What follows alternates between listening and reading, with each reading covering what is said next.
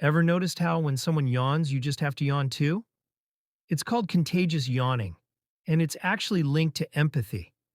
Scientists believe it's your brain mirroring the behavior of others, activating the same regions that help you understand how they're feeling. In fact, people who are more empathetic are more likely to catch a yawn. But here's the cool part. Yawning is contagious, even through text or video.